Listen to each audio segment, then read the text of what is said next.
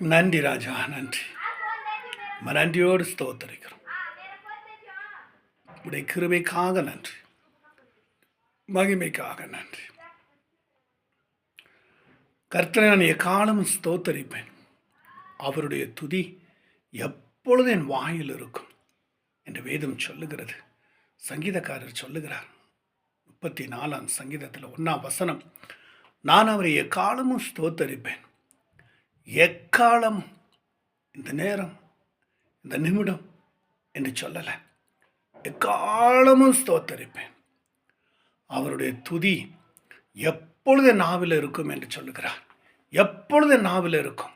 என் நாவில் பாவம் இருக்காது, என் நாவில் சாபம் இருக்காது, என் நாவில் குற்றம் இருக்காது, என் நாவில் குறை இருக்காது, என் நாவில் யாரை குற்றப்படுத்தாது, என் நாவில் யாரை தவறாக பேசாது. என் நாவில் எப்பொழுதும் தேவனுடைய துதி உண்டாயிருக்கும், தேவனுடைய ஜெபம் உண்டாயிருக்கும், தேவனுடைய பிரசனம் உண்டாயிருக்கும். நான் அவரை துதித்து கொண்டே இருப்பேன், நான் அவரை ஸ்தோத்திரித்து கொண்டே இருப்பேன், நான் அவரை மகிமைப்படுத்தி கொண்டே இருப்பேன், நான் அவரை பெருமைப்படுத்தி கொண்டே இருப்பேன், நான் அவருடைய நாமத்தை உயர்த்தி கொண்டே இருப்பேன். ஏனென்றால் என் வாயை அவர் படைத்தார், நாவை அவர் படைத்தார். அது அவருக்கு மாத்திரமே சொந்தம், அது அவருக்கு மாத்திரம்தான் உரியது. மாம்சத்தில் தவறாய் உச்சரிப்பதும், தவறாய் பேசுவதும், மற்றவங்களை குற்றப்படுத்துவதும், மற்றவங்களுடைய காயப்படுத்துவதும், மற்றவங்களை தவறாக பேசுவதும், மற்றவங்களை புண்படுத்துவதும், இது என் நாவில் ஒரு காலம் இருந்தது. ஆனால் இன்னைக்கு என் தேவன் நாவை பிடுங்கி போட்டு பாவ நாவை எடுத்து மாற்றி, பாவ அசுத்த நாவை எடுத்து மாற்றி, சபிக்கிற நாவை எடுத்து மாற்றி, தூற்றுகிற ஆவை எடுத்து மாற்றி, பரிசுத்தம் என்கிற நாவை கொடுத்திருக்கிறார், பரிசுத்தம் என்கிற உதடை கொடுத்திருக்கிறார், பரிசுத்தம் என்கிற வாசலை கொடுத்திருக்கிறார். 141:2 சொல்லுகிறார், ஏதோ ஆண்டவரே என் நாவுக்கு காவல் வையும், என் உதடுக்கு காவல் வையும் என்று சொல்லுகிறார். எந்த ஒரு சத்துருவை மேற்கொள்ளாத, எந்த ஒரு நாவில் பொல்லாப்பு வராதபடி எனக்கு காவல் வையும் என்று சொல்லுகிறார். ஏன் காவல் வைக்க வேண்டும்? பாவம் உள்ள வந்துடக்கூடாது, சாபம் நாவில் வந்துடக்கூடாது, பரிசுத்த மாத்திரம் நாவில் வர வேண்டும் என்று சொல்லி அவர் காவல் வைக்கும்படி சொல்லுகிறார்.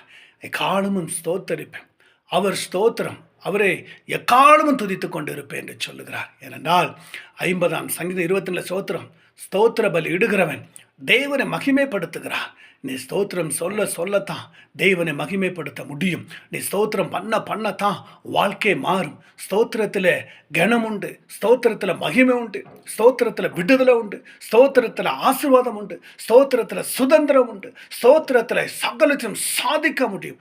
ஸ்தோத்திர பலி இடுகிறவன் தேவனை மகிமைப்படுத்துகிறவார். ஸ்தோத்திர பலி, பலி என்பது என்னையே அர்ப்பணித்து ஸ்தோத்திரம் பண்ணுகிறது தான் பலி. என்னை முழுவதும் தேவனுக்கு கொடுக்கணும், பலியாய் கொடுக்கணும், ஸ்தோத்திரத்தோடு கொடுக்கணும், துதியோடு கொடுக்கணும், அவரை மகிமைப்படுத்திக்கணும், அவரை ஸ்தோத்தரித்து கொண்டே இருக்கணும்.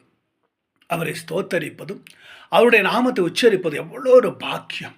உலகத்தை கிடைக்காத ஒரு பாக்கியம், உலகத்தில் தேடினாலும் கிடைக்காத ஒரு பாக்கியம், உலகத்தில் எங்கு போனாலும் கண்டடையாத ஒரு பாக்கியம். அது கர்த்தருடைய வார்த்தையில் இருக்கிறது. கர்த்தராக இருக்கிறார்.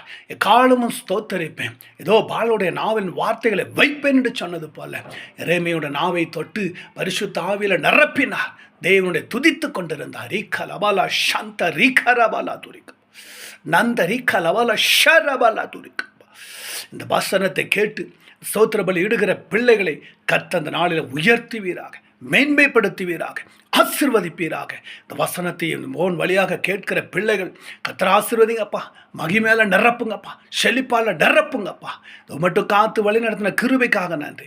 ஸ்தோத்திர பலியிடுகிறோம், தேவனை மகிமைப்படுத்துகிறான் என்ற இயேசுவின் நாமத்தினால பார்க்கிற கேட்கிற யாவையும் கர்த்தர் ஆசீர்வதியும். உம்முடைய நாம மகிமைப்படும்படி இந்த வார்த்தையின் பிரகாரம் ஒவ்வொரு பிள்ளையோட நாவல் துதி எழும்ப கர்த்தர் வச்சு ஆசீர்வதியும் பலப்படுத்தும் பரிசுத்தமாக்கும். ரீகா லபாலா துரிஷா ராகா ரபாலா. இதை பார்க்கிற கேட்கிற ஒவ்வொரு பிள்ளைகளும் மகிழ்ச்சியை உண்டாகட்டும், ஸ்தோத்திரம் உண்டாகட்டும், துதி உண்டாகட்டும். ஆண்டவர் ஒவ்வொரு பிள்ளைகளும் கர்த்தர் ஆசீர்வதி. இரட்சகர் மீட்பெருமான இயேசுவின் நாமத்தில் ஜெபிக்கிற நல்ல கர்த்தாவே. ஆமென், ஆமென், ஆமென்.